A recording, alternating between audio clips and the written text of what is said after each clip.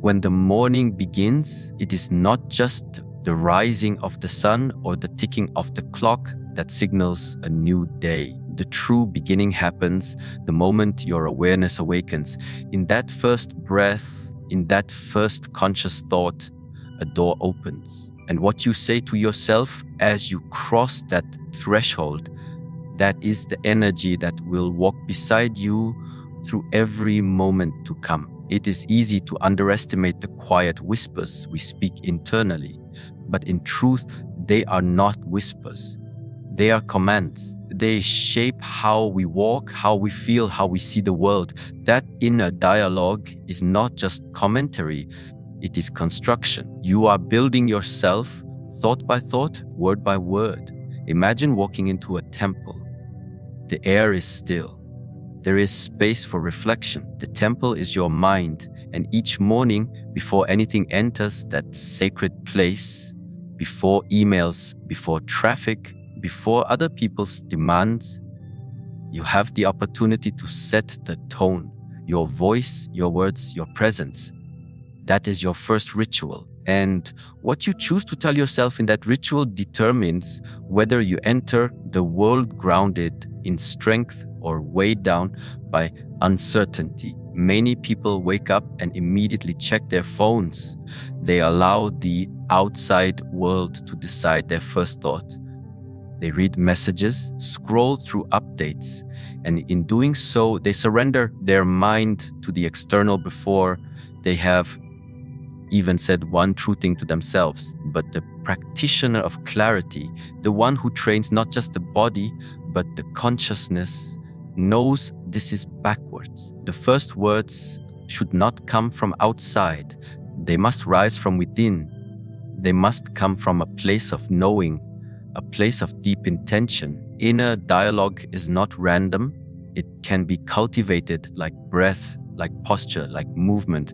In the same way that a martial artist does not throw a punch without purpose, we should not throw words into our mind without awareness. To say to yourself, I am strong enough to face this day, is not just to repeat a sentence.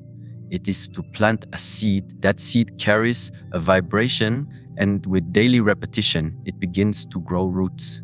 Soon, it is not a phrase, it is a truth, but only if you speak it with presence, only if you speak it with breath, only if you understand that every thought you carry has weight, and that weight will follow you either as a burden or as a support. There are people who carry doubt like armor. Every morning they put it on unconsciously. I'm not ready. I'm not enough. I'm tired. Today will be hard. These statements are not harmless. They are instructions, and the body follows. The mind obeys, the spirit withdraws. You become what you say repeatedly. So the question becomes, what kind of energy, what kind of self do you want to summon in the morning? The inner dialogue is not just for motivation. It is for alignment. It aligns your inner world so that your outer actions are not chaotic. It gives you a center. And from that center, you can walk through the day with direction, with presence, with calm strength. Even in difficulty, the person who has trained their inner dialogue will find stillness. Because they are not reacting to the world, they are responding from within. That is the difference. One is like a leaf tossed in the wind. The other is like a mountain rooted in the earth. When the day is uncertain and the world is loud, it is this inner voice that can anchor you, but only if you have built it, only if you have trained it the way a martial artist trains each move until it becomes second nature. We must train our inner speech until it becomes a discipline of the soul. In the beginning, it may feel unnatural, it may feel forced, but that is because the mind is used to wandering. It is not used to being directed with intention. But through repetition, through stillness, through breath, that changes. The person who rises each morning and speaks powerful truth into themselves is not escaping reality. They are preparing for it. They are meeting it with a weapon that is invisible but unshakable. That weapon is clarity. That weapon is choice. That weapon is the decision to no longer let fear, doubt, or negativity have the first word. And once you stop giving them the first word, they begin to lose power. The morning becomes a dojo. The thoughts become your form. And the words you choose are no longer accidents, they are tools, precision tools, crafted and sharpened with daily effort. The power of inner dialogue lies not in how loud it is, but in how true it becomes. Each morning, you repeat these truths, not for the world to hear, but for your own consciousness to remember. You are reminding yourself who you are, what you stand for, and where your energy will go. Before the noise, before the demands, before the distractions, you are returning home. And from that home, every action that follows carries depth, it carries stability, it carries meaning. There is a difference between knowing something and becoming it, between reading about strength and embodying it, between hearing wisdom and living it. In the world of discipline, repetition is not boredom. It is transformation. The practitioner who steps into the same training ground every day, not seeking excitement but refinement, understands this. And this is what morning affirmations are. They are not decorations for the mind. They are repetitions of truth. They are drills for the spirit. They are training. The modern mind is conditioned to change. It wants something new every day, something fresh, something stimulating. But the path to mastery does not care for novelty. It cares for depth. It cares for consistency. It rewards the one who shows up to the same place with the same posture and asks not for entertainment but for evolution. And affirmations, if approached with that understanding, become a form of daily mental training, just as the body cannot be strengthened without continual resistance. The mind cannot be sharpened without continual focus. To speak powerful words to yourself every morning is not about feeling good in the moment. It is not about tricking yourself or ignoring difficulties. It is about building an internal structure that is resilient enough to carry you through the weight of life. Each affirmation is like a brick. Alone, it may seem light, but stacked together day after day, they build a fortress. And that fortress becomes your internal ground. When difficulty arises, when criticism comes, when the mind begins to waver, it is this structure you return to. It is this training that holds you upright, but it must be done with presence. Just like a movement performed mindlessly does not create skill, a phrase spoken without attention does not create truth. The words must be spoken with breath, with rhythm, with intention. You do not simply say, "I am capable." You breathe into the words, you pause, you allow the meaning to settle in the body. You feel it echo through your chest, through your spine, until it begins to touch something real inside of you. That is when training begins, when the words stop being just words and start becoming part of your energy. Some people believe that affirmations are only for the weak, only for those who lack confidence. But this is a misunderstanding. In martial tradition, the most powerful warriors are those who train the basics endlessly. They do not skip over the fundamentals in search of something advanced. They know that the foundation, drilled and refined, becomes the source of all strength, and so it is with affirmations. They are not weakness. They are basic forms, internal katas. They are the foundation upon which clarity, courage, and presence are built.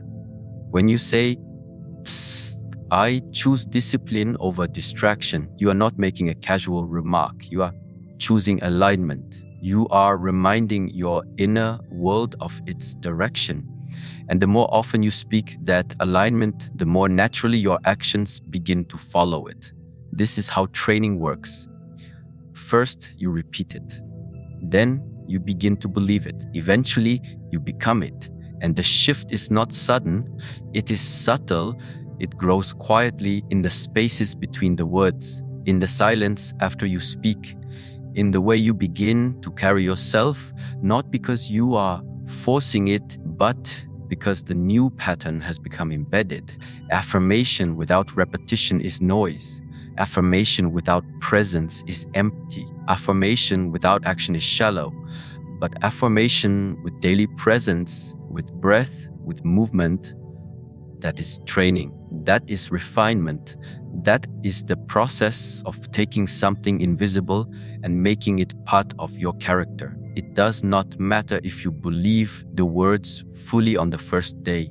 What matters is that you return to them, that you show up to the ritual, that you speak them not as a way to escape life, but as a way to meet it with a steadier heart. Some days the mind will resist. It will say, these words don't feel true today. That is not failure. That is the exact moment the training begins to work. To repeat truth in the face of resistance is not delusion, it is discipline. And each time you do, the resistance becomes less loud. The voice of doubt becomes less convincing, because you are not just reacting to your mood. You are choosing your direction. You are moving from intention, not emotion. That is how transformation happens. There is a moment in every practitioner's life when the routine stops being a task and becomes a temple. When the daily discipline becomes sacred, that moment arrives not because of some great achievement, but because of small efforts stacked over time, spoken with care, lived with integrity. Morning affirmations are one of those efforts. Quiet, personal, repetitive, but over time, they begin to shift everything. They begin to clear the fog from the mind. They begin to anchor the spirit in something unshakable, not because the world gets easier, but because the self becomes stronger. And this strength is not loud, it is not forceful, it is calm, it is present, and it is built one breath, one word, one morning at a time. When you awaken in the morning, the world has already begun moving. Somewhere alarms are ringing, messages are waiting, screens are glowing with updates and demands. The pull of the external is immediate. But before you let the chaos of the world wrap itself around you, there is a space, a very brief, sacred space where clarity can be chosen. And it is in that space, small as it may be, that you decide whether you will carry the day or be carried by it. The morning is not just a time of day. It is a threshold, a crossing point between what was and what will be. If you walk across it in stillness, in presence, in intention, you anchor yourself before storm. If you skip it, the noise takes over. Affirmations spoken at the beginning of the day are not decoration for the mind. They are direction. And in a world designed to fragment your attention, direction is strength. The nature of the modern mind is overstimulated. It wakes up already anticipating the flood, the emails, the headlines, the conversations, the decisions. The nervous system responds before the body has even stretched. The breath shortens, the posture collapses. And before any action is taken, the mind is already at war. The weapon that quiets this war is not resistance, but redirection.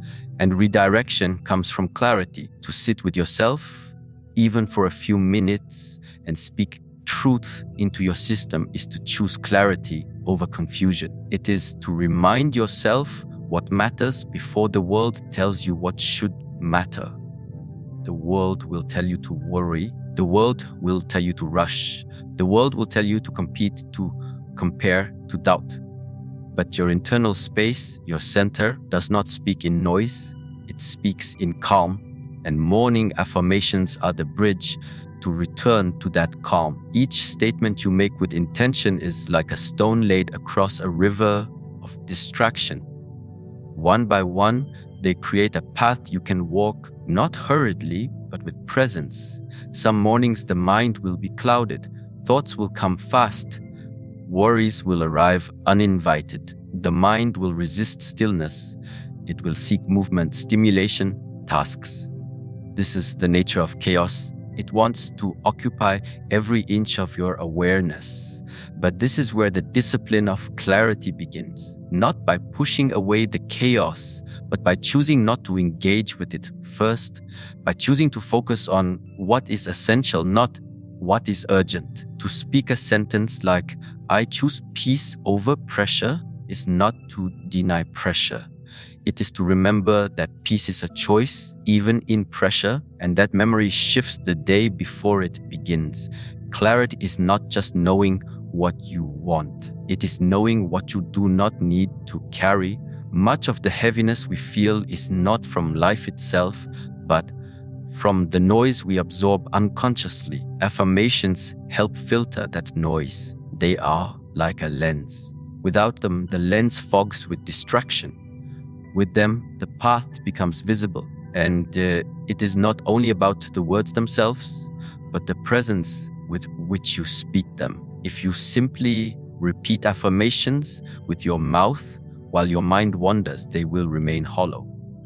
But if you bring your breath into them, feel the weight of the words as they settle in your chest, then they begin to clear the internal fog. The repetition becomes rhythm. The rhythm becomes grounding. Many people seek clarity by removing distractions. They change environments, block notifications, rearrange schedules, and while these are helpful, they are external rearrangements. Real clarity comes from internal focus, and internal focus is trained. You train it by returning your awareness to what you choose to believe. You train it by planting thoughts intentionally, like seeds in a garden. If you do not plant, weeds will grow. Chaos will grow. Clarity is the result of cultivation. It is not given, it is earned through attention, through practice, through morning rituals that prioritize presence over performance. To speak affirmations each morning is to enter a kind of alignment, a way of reminding all parts of yourself, mind, body, emotion, that they are not to be dragged by the world, but led by your own inner compass. The compass does not need to be loud. It needs to be steady. And steadiness does not come from external achievements. It comes from internal repetition. The kind of repetition that happens when you sit with yourself in silence and choose to say, "Today I will meet the world, but I will not lose myself in it." Clarity does not eliminate difficulty. It allows you to see the difficulty clearly without panic. It allows you to face the storm, not with tension, but with rooted breath. Morning affirmations are not shields that block life. They are instruments that tune you to life. And when you are tuned, the external world does not pull you as easily. Your pace is different. Your reactions are fewer. Your vision is more direct. You are not chasing clarity, it is already within you. The affirmations simply uncover it, like polishing a mirror that has collected dust. The reflection was always there, it just needed care. It needed stillness, it needed intention. In the space between waking and acting, in that brief pause before motion takes over, there is a moment of great power. It is the moment to set a tone, to clear a path, to decide what kind of energy you will carry into the day. And the words you choose in that space, spoken not from habit but from heart, are the first steps out of chaos and into clarity. It is easy to speak words. The mouth can move faster than the mind. Repeating affirmations may seem like a simple task, like brushing your teeth or putting on your shoes. But in the discipline of true internal practice, the goal is not repetition for the sake of repetition. The goal is embodiment. There is a vast difference between saying "I am calm" and being calm. Between saying "I am enough" and knowing in the depths of your being that you are enough. The words are the doorway, but they are not the destination. The destination is transformation, and that only occurs when the words are carried in the breath, expressed in the posture, lived in the actions, and absorbed into the silence between thoughts. In the training hall, a movement done without presence is called empty form. It may look right on the outside, but it lacks power because it lacks spirit. In the same way, an affirmation said without presence is hollow. The voice speaks, but the energy does not shift. The body remains tense. The mind remains scattered. For an affirmation to become alive, it must be infused with awareness. Not just thought, but breath. Not just repetition, but stillness. You do not speak it as a duty. You speak it as a reminder to every cell in your body that this is the truth you are choosing to live from. Affirmation is not a magic spell. It is not a command that changes reality instantly. It is a thread that must be woven into every layer of your being. The voice is only the beginning. After the voice, the eyes must carry the same truth. The hands must move with the same integrity. The breath must echo the same rhythm.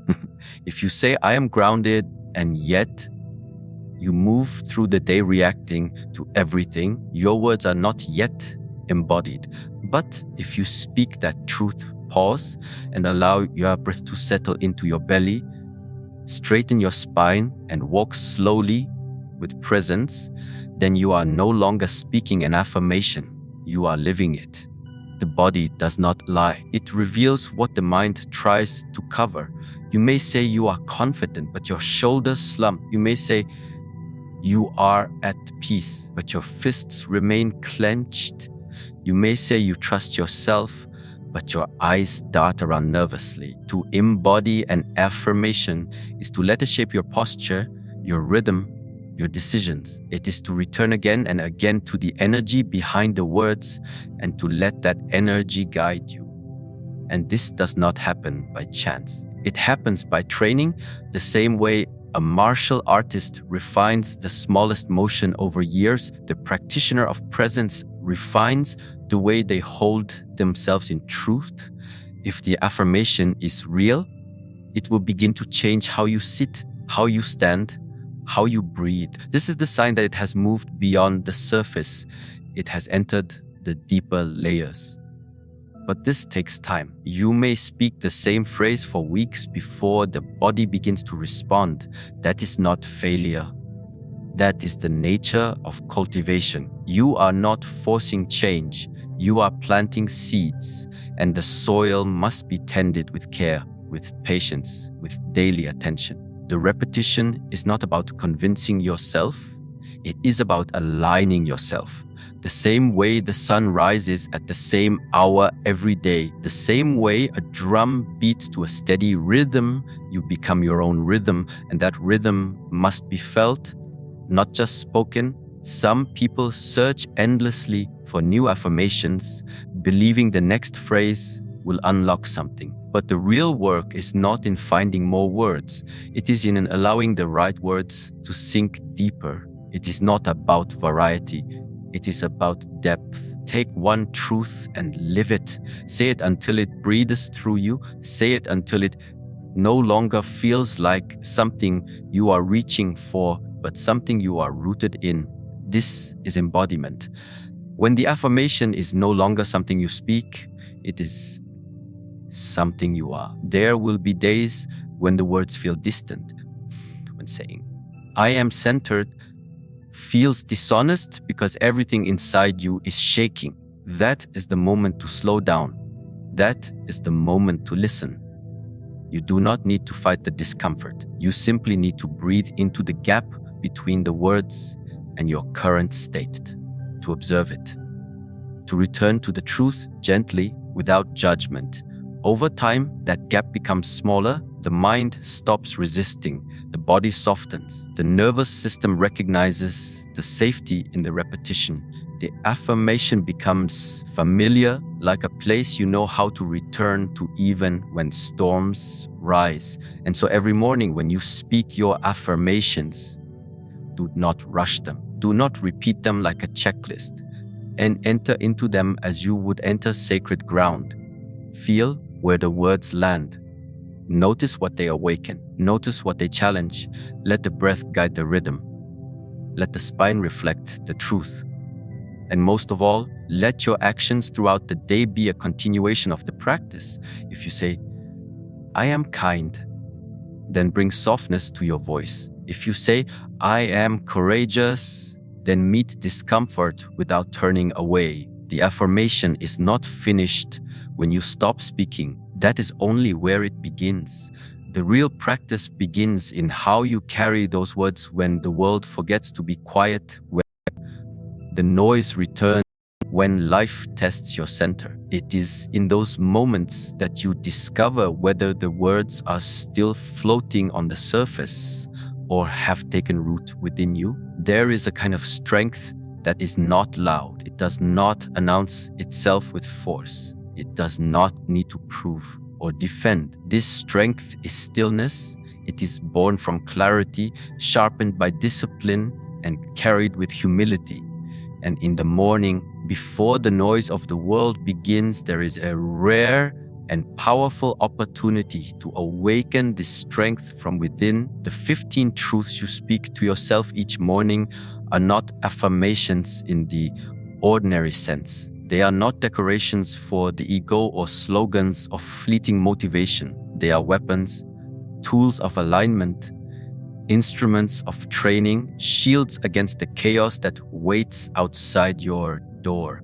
Weapons of stillness are not like other weapons. They do not seek to harm. They seek to guard. They are used not to attack, but to preserve what is sacred. When you say, I am not my thoughts, I observe them, you are not indulging in philosophy, you are sharpening awareness. When you speak, I am grounded, even in uncertainty, you are not imagining safety, you are returning to center. These truths spoken each day with breath, presence, and attention begin to carve a different kind of path. Not one that leads away from life's storms, but one that walks through them with balance. Every person faces pressure. Some wear masks of control, pretending they are untouched by fear or confusion.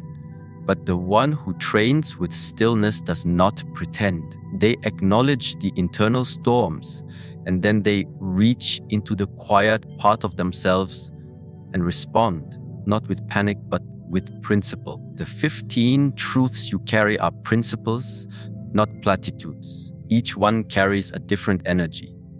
Some steady the breath, some calm the heart, others sharpen the vision or ignite the will, and together they form a foundation that cannot be shaken by momentary disturbance. But these truths cannot be memorized like facts in a book.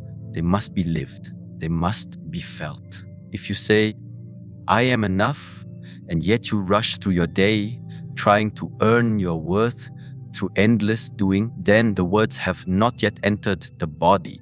They are still theory. But when you say, I am enough, and then choose rest without guilt, or speak honestly without fear of rejection, the truth becomes embodied. The weapon is no longer just in your hand. It is part of your movement. This is the training. Not to collect words, but to transform them into rhythm, into posture, into presence. The stillness being referred to is not stillness of inaction. It is stillness of clarity. A river can move swiftly and still be clear. Stillness is the ability to move through the day without being pulled in 100 directions. It is the ability to respond rather than react, to breathe before speaking, to listen before deciding. And the truths you speak each morning are the tools that make this possible. Like a warrior polishing a blade, you polish your awareness. You prepare not out of fear of the world, but out of respect for it, because life will test you, emotions will rise, doubt will whisper. And when that happens, you do not need noise, you need stillness. Each of the 15 truths has its own timing. Some will land with power on one day and feel quiet on another. that is natural. You are not the same every day. The body changes, the mind shifts, the heart feels different energies. The discipline is to return to the truths regardless, to show up each morning and say, here I am, not with perfection, but with presence. And when a particular truth feels especially heavy or distant, that is not a reason to avoid it. That is the signal to lean in, to say it slowly, to breathe through the resistance, because resistance is the gatekeeper of transformation. What you resist holds the very key to your growth. Training with these truths is not about feeling good. It is about becoming solid. When you say, my focus is my power, and then carry that focus into a day full of distractions, you are no longer just practicing words. You are applying principle. You are walking with inner order in a world that thrives on disorder. When you say, I choose progress, not perfection, and then move through failure without self-attack, you are walking in strength. When you say, I trust my pace and stop comparing yourself to others, you are reclaiming your ground. This is the real training ground, not the morning alone, but the day that follows.